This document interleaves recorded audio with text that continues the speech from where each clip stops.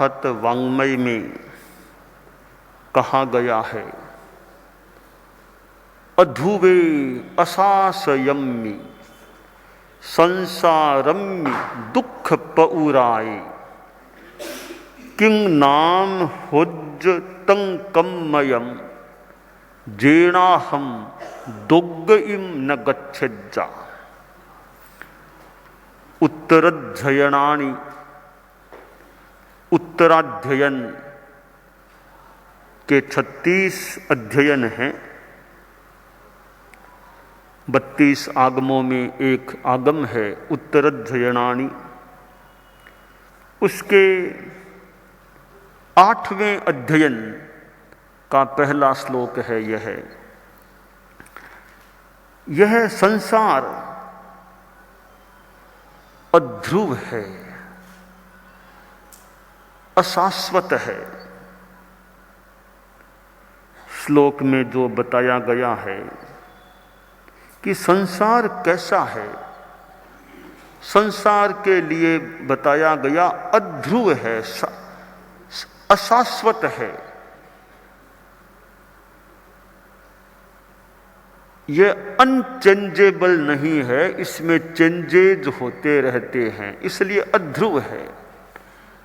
और अशाश्वत भी है, हमेशा नहीं रहता। हमेशा कैसे नहीं रहता? जैसे एक आदमी है तो आदमी हमेशा आदमी नहीं रहेगा। कोई पशु है, उस रूप में पशु के रूप में हमेशा नहीं रहेगा। कोई देवगति में देव है, वो हमेशा देवता के रूप में नहीं रहेगा। नरक में नारकीय जीव है, वह भी हमेशा नारकीय नहीं रहेगा। इसलिए यह जीवन है, जिसके जो जीवन हैं वे सब अध्रुव हैं, चेंज होता है। संसारी अवस्था में नया नया जन्म मिलता रहता है। तो कोई भी एक जीवन, एक जन्म ध्रुव नहीं होता है। एक भी जीवन में परिवर्तन आ जाते हैं, कभी बच्चा है, कभी युवा है, कभी वृद्ध है। अशाश्वत है। शाश्वत तो आत्मा है। एगो में सांस ओ अप्पा, आत्मा शाश्वत है, पर यह जीवन शाश्वत नहीं है। दीर्घ काल तो हो सकता है, दीर्घकालीन जीवन तो मिल सकता है, पर शाश्वत नहीं हो सकता। सदा रहूंगा यह नहीं हो सकता। हाँ, आत्मा तो रहेगी, पर यह जीवन सदा रहेगा ऐसा नहीं हो सकता। तो अध्रुव है, अशाश्वत है। तीसरी बात बताई विशेषण के रूप में, संसार का विशेषण दुख पौराए, दुख प्रचुर। यानी इस संसार में दुख बहुत होते हैं। जीवन में भी दुख आ जाते हैं। जन्मम दुखम जरा दुखम रोगाय मरणानिय अहो दुखो हु संसारो दत्थ तीसंति जंतवो आश्रय। जन्म भी अपने आप में दुख है, बुढ़ापा भी दुख है, बीमारी भी दुख है, मृत्यु भी दुख है। और भी छोटे मोटे दुख संसार में आ सकते हैं। कभी पारिवारिक समस्या आ गई, कभी आर्थिक समस्या आ गई, गृहस्थों के व्यापारिक कठिनाई आ गई, पारस्परिक संबंधों में कठिनाई आ गई, कभी कोर्ट केस, इन चीजों को लेकर कठिनाई आ गई। तो अनेक प्रकार के दुख समस्याएं इस संसार में आती रहती हैं, आ सकती हैं। इसलिए यह संसार दुख प्रचुर है, इसमें दुख आते रहते हैं। अब भौतिक सुख भी मिल जाए, वो भी कोई बहुत वास्तविक सुख नहीं है। वे भौतिक सुख भी दुख के कारण बन सकते हैं। तो यह इस संसार का चित्रण है, अध्रुव है, अशाश्वत है और दुख बहुल है। अब प्रश्न है कि आखिर मृत्यु भी है, आगे भी जाना होता है, तो ऐसा कौन सा उपाय है कि दुर्गति में न जाना पड़े? एक प्रश्न उठाया गया है, कौन सा वह कर्म है, आचरण है जिसको करके हम दुर्गति में न जाएं, आत्मा को दुर्गति न मिले। दुर्गति आगे के लिए भी बात है और वर्तमान जीवन में भी आदमी की दुर्गति हो सकती है, वो भी न हो। इस स्थिति में कौन सा आचरण करें कि दुर्गति से बच सके? अब वह आचरण क्या हो सकता है? पहली बात है, राग मोह से बचे, द्वेष से भी बचे। संसार में जी रहे हैं, रहो भीतर जियो बाहर। संभवतः आचार्य श्री महाप्रज्ञ जी की उक्ति, रहो भीतर जियो बाहर, कि जीना तो है संसार में, संबंध भी कई निभाने होते हैं, व्यवहार भी करने होते हैं, लेन देन करने होते हैं, तो बाहर में जीना होता है, परंतु रहें भीतर में, आत्मस्थ रहें। बाहर जो काम करने हैं वो कर लेते हैं, करने भी होते हैं, रहें अपनी आत्मा में। कोई राग मोह आसक्ति, इनसे स्नेह, जो साधना में बाधक रूप में स्नेह है, उस मोहात्मक स्नेह से बचें, द्वेष किसी से नहीं। यो समता की साधना चले। बाकी व्यवहार में जो काम करने होते हैं वो करने भी होते हैं, किए भी जाते हैं, पर भीतर में समता शांति का भाव बना रहे। तो समता शांति है, आदमी पापों से बचने का प्रयास रखे तो दुर्गति से बचने की बात हो सकती है। दुर्गति कैसे मिलती है? जैसे कोई हत्याएं करता है, बड़े प्राणियों को मारता है द्वेषवश, पंचेंद्रिय प्राणियों की हत्या करता है। जहां तक हो सके किसी भी जिनावर को, जीव को मारने से बचना चाहिए। जैसे कोई सांप निकल गया मान लो, ठीक है, अब सांप से बचाव भी करना है, ठीक है, तो एक तो सांप को पकड़ के दूर कहीं मान लो छोड़ दिया, कर दिया, दूर छोड़ दिया, उसको मारा नहीं। एक सांप निकला और वही मारो उसको। तो जहां तक संभव हो सके, ठीक है, वो हिंस्र प्राणी हो सकता है, वो दूसरे के जीवन को नष्ट करने वाला हो सकता है, तो वो तो नष्ट करने वाला है, हम नष्ट करने वाले क्यों बने? वो तो है वैसा है, तो हम उसको नष्ट करने वाले क्यों? जहां तक संभव हो भी, ठीक है, संडासी आदि से मान लो कोई पकड़ के दूर कहीं छोड़ दिया, तो अपना बचाव भी हो गया, तो मारना भी नहीं पड़ा। तो किसी जानवर को जहां तक हो सके मारे नहीं। चूहे बहुत हो गए हैं, तो जहां तक हो भी कि मारना न पड़े किसी प्राणी को। तो जो मारने से बस हिंसा से बचने का प्रयास रखे, वो भी पंचेंद्रिय प्राणी हैं। आदमी तक की कोई हत्या कराने का प्रयास करे, बहुत बड़ी बात है, वो तो आदमी को मराने की चेष्टा करता है।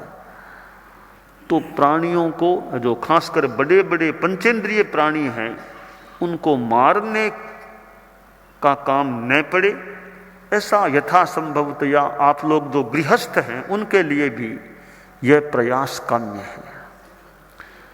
खान पान में नॉन वेज न आए, जहाँ पशु आदि मारे जाते हैं उनका भोजन है, ऐसे भोजन से बचाव हो, नॉन वेज नहीं। वो संकल्प हो, होटल में भी ठहरना है तो नॉन वेज नहीं खाना पड़े, कि जहाँ ठहरे पहले ध्यान दे ले वहाँ का भोजन कैसा है। नॉन वेज है कि वहाँ ठहरने से बचे, वहाँ के भोजन से बचे। तो यूँ जहाँ प्राणियों को मार के जो भोजन बन रहा है, बड़े बड़े प्राणियों को मार के, ऐसे यानी नॉन वेज से बचने, अहिंसा के पथ पर चले तो दुर्गति से बचने के उपाय हैं। बहुत ज्यादा आरंभ समारंभ न करना पड़े। अब जैसे भोजन है, जमीकंद से जितना बचा जा सके, लहसुन प्याज आलू मूला आदि आदि जितना उनसे बचाव हो सके, अनंत अनंत जीव थोड़े से भाग में बताए गए हैं, इनके भोजन से जितना संभव हो गृहस्थों के बचे। तो हिंसा से बचने का प्रयास, और परिग्रह में ज्यादा आसक्ति नहीं। परिग्रह पैसा आप लोग मान लो कमाते हैं, वो कैसे कमाते हैं, धोखाधड़ी करके, ठगी करके, ऐसे पैसा नहीं कमाना पड़े। 2 नंबर के पैसे से जितना बचा जा सके, जहाँ झूठ बोलना पड़े, झूठा कुछ लिखना पड़े, ऐसे काम से बच सके, तो ये 2 नंबर कच्चा, इनसे जितना बच सके तो परिग्रह की भी सीमा शायद संभव कुछ हो सकेगी, झूठ चोरी आदि का पाप भी फिर न लगे। तो यूं दुर्गति से ये बचने के उपाय हो सकते। अब नरक गति में जाने के ये कारण बताए गए हैं, पंचेंद्रिय वध, मांसाहार, महाआरंभ, महापरिग्रह। अब ऐसे ही छल कपट है कि माया, छल, झूठ, ये करने से दुर्गति, खराब गति हो सकती है। एक सेठ था, अनाज की दुकान थी बाजार में। बाजार में एक संतों का भी उपाश्रय भी था। तो वहां उपाश्रय में संत ठहरे हुए थे।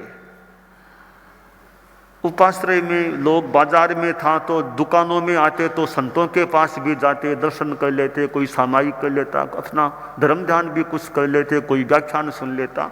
तो लोगों की सुविधा हो गई भी दुकान में तो आना ही है, बाजार में थोड़ा टाइम पर आ जाएं, संतों का व्याख्यान भी सुन लेंगे, बाद में दुकान में तो बैठना ही है।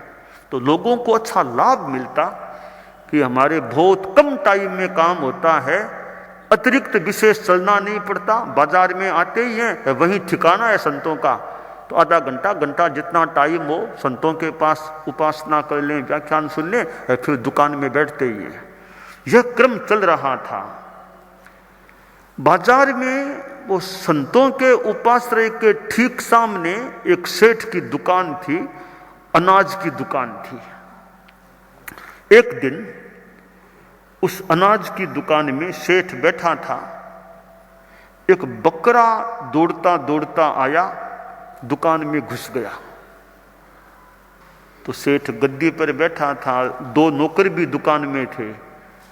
सेठ ने नौकरों से कहा, इसको निकालो, ये अनाज कहीं खराब कर देगा, निकालो बाहर।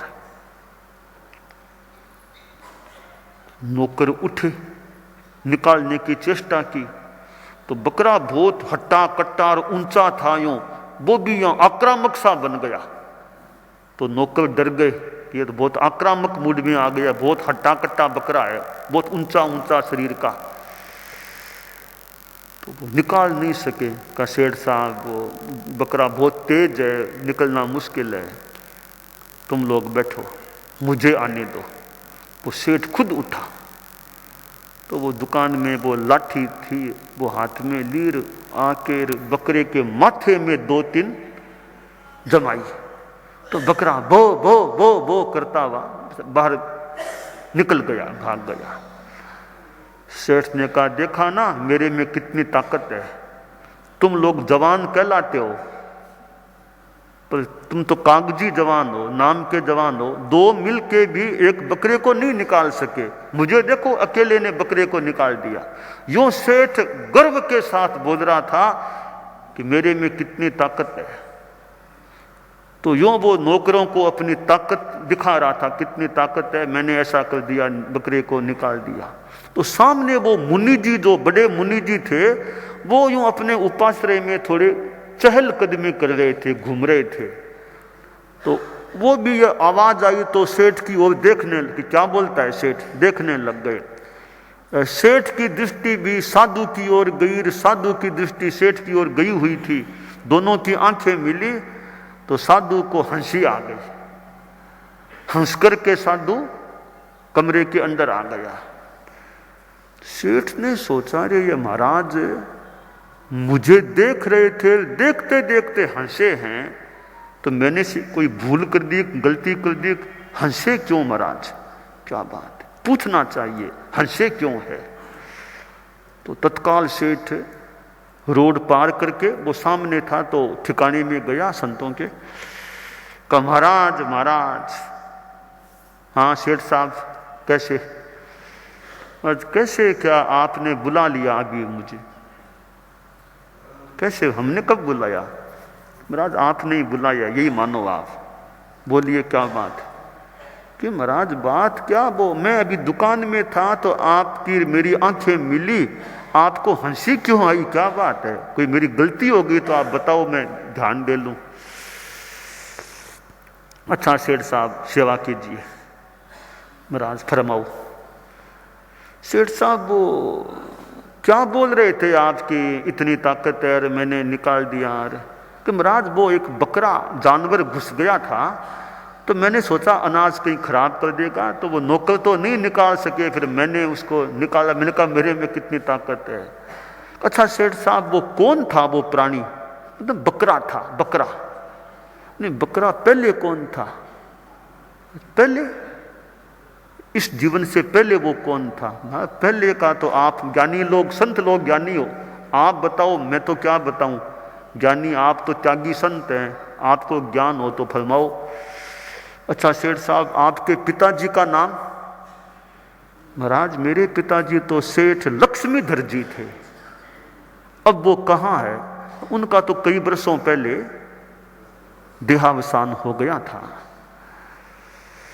सेठ साहब आपके पिताजी थे ना, यह दुकान किसने शुरू की, अब पिताजी ने की थी, पिताजी ने दुकान शुरू की थी। तो पहले पिताजी देखते, मैं उनके साथ में मैं भी काम करता, अब पिताजी नहीं तो मैं अकेला ही वैसे दुकान संभालता हूं। तो देखिए आपके पिताजी इस दुकान में बैठते थे, वो दुकान में ठगी भी करते थे, झूठ भी बोलते, ठगते थे लोगों को, उनकी शैली बन गई थी ठगना। परिणाम यह आया, ठगी के परिणामों में अगली गति का आयुष्य बंधा, तिर्यंच गति का आयुष्य बंध गया। वे मरकर के बकरे की योनि में आ गए,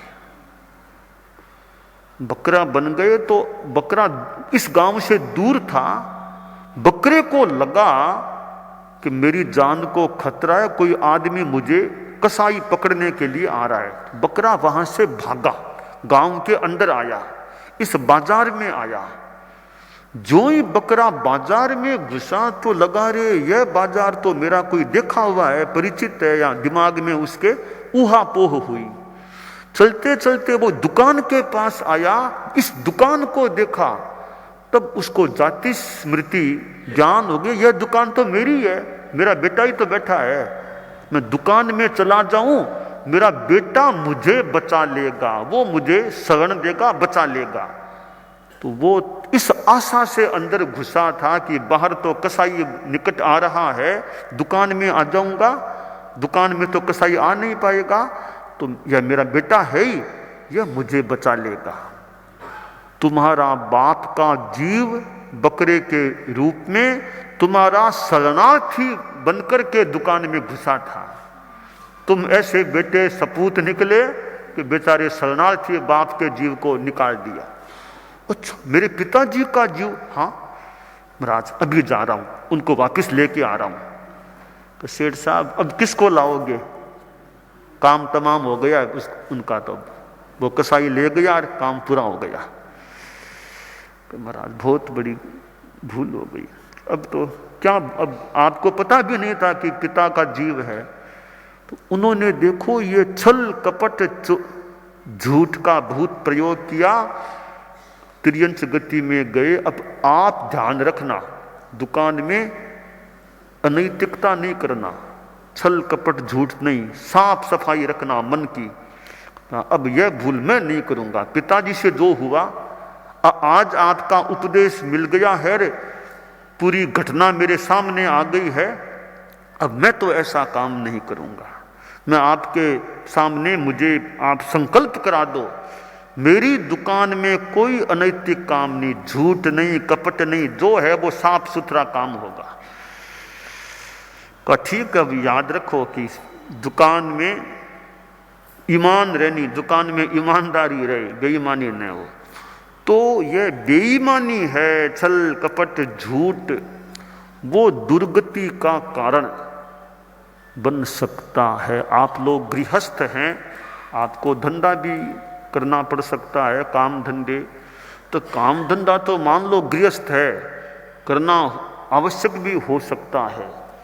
काम धंधे में बेईमानी से बचना चाहिए आदमी को। थोड़ा पैसा कम आए तो कोई बात नहीं, ईमान बेईमानी दुकान में, एक कार्य में आदमी जहां तक जितनी संभव हो सके बेईमानी नहीं, ईमानदारी, नैतिकता। गुरुदेव तुलसी ने जो अनुव्रत की बात बताई, श्रावक के 12 व्रत भी होते हैं, तो अनुव्रत में भी नैतिकता की बात है, श्रावक के 12 व्रतों में भी स्थूल झूठ, स्थूल चोरी आदि के त्याग की बात है। तो ये ईमानदारी जीवन में रहती है, बेईमानी से बचाव है, तो दुर्गति से बचाव का एक साधन पास में रह सकता है। तो दुर्गति से बचने के लिए हत्या, हिंसा, निष्ठुरता के परिणाम, इनसे बचना, छल कपट झूठ, इन चीजों से बचना हो तो दुर्गति से बचाव हो सकता है। बाकी संसार में रहते हुए भी जहां पोम्मम जले जायम नोवलिप्पई वारिणा एवं अलित्ते कामी, जैसे पद्म है, कमल है, पानी में रहते हुए पानी से अलिप्त है, इसी तरह आदमी श्रावक है, गृहस्थ है, संसार में, गार्हस्थ्य में, घर में, परिवार में रहते हुए भी भीतर से अलिप्त है, मोह राग ज्यादा नहीं है। ये अनासक्ति है, दुर्गति से बचाव का एक उपाय बन सकता है, अनासक्त रहना। संसार में रहते हुए भी पद्म की तरह निर्लेप पद्म जिसा प्रभु, प्रभु पद्म पिछाण। पद्म प्रभ नाथ भगवान की स्तुति में जयाचार्य का जो 24 का गीत भी है कि पद्म की तरह निर्लेप, निर्लेप पद्म जिसा प्रभु, प्रभु पद्म पिछाण, प्रभु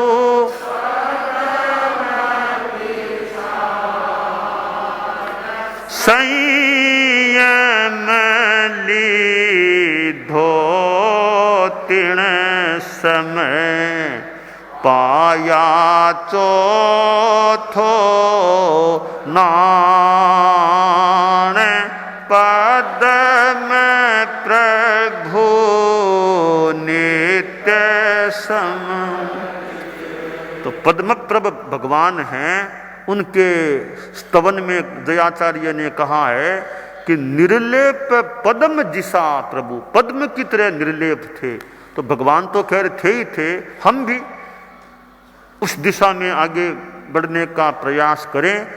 आप लोग जो गृहस्थ जीवन में हैं, उनको परिवार में भी मान लो रहना है, दुकान भी देखना है, ऑफिस भी देखना है, बच्चों को भी देखना है, समाज को भी देखना है। ये काम तो मान लो करने हो सकते हैं।